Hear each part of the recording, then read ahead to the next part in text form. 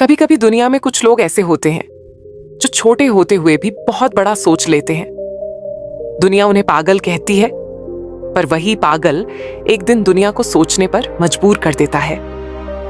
आज की कहानी है एक छोटी सी गौरैया की जो समुंदर को सुखाने निकल पड़ी थी।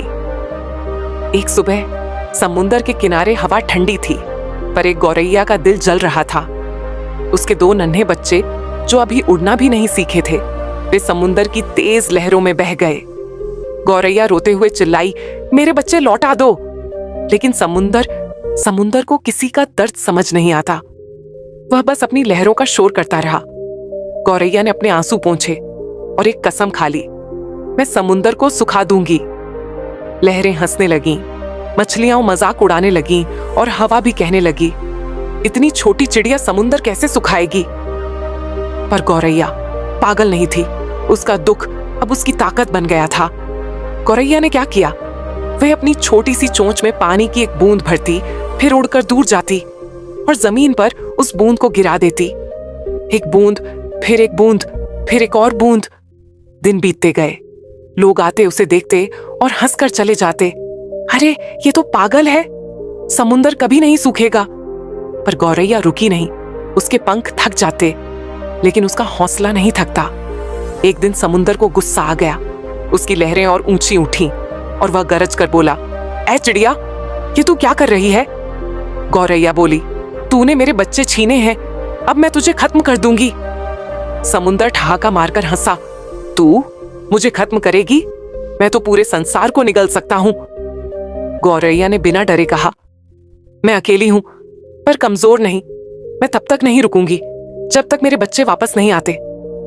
अब यह बात सिर्फ गौरैया और समुंदर तक नहीं रही। आसपास के पक्षी भी देखने लगे। वे सोचने लगे, इतनी छोटी सी चिड़िया में इतना बड़ा साहस। एक कबूतर बोला, इसके जैसा हौसला हम में भी होना चाहिए। फिर एक तोता आया, फिर मैना आई, फिर अनेक पक्षी इकट्ठे हो गए। सबने एक साथ कहा, हम भी साथ देंगे। और फिर हजारों पक्षी समुंदर से पानी उठाकर दूर फेंकने लगे। समुंदर पहली बार डर गया। तभी आकाश से एक भीषण गर्जना सुनाई दी। वह थे गरुड़देव, भगवान विष्णु के वाहन और सभी पक्षियों के राजा।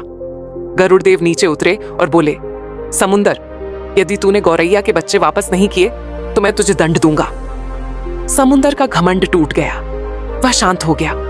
उसे समझ आ गया, जब कोई छोटा भी सत्य के लिए लड़ता है तो ईश्वर भी उसका साथ देते हैं। दृश्य 7। बच्चों की वापसी। समुंदर ने अपनी लहरें शांत कर ली और धीरे से बोला, माफ कर दो, मुझे नहीं पता था कि तेरे लिए वे इतने अनमोल हैं। और फिर समुंदर ने गौरैया के दोनों बच्चे वापस कर दिए। गौरैया ने अपने बच्चों को गले लगाया। उसकी आंखों में आंसू थे, पर इस बार खुशी के आंसू।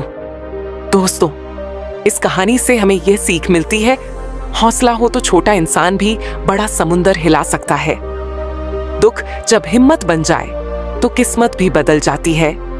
और याद रखना, जो लोग आज आपको पागल कहते हैं, कल वही लोग आपके साहस को सलाम करेंगे।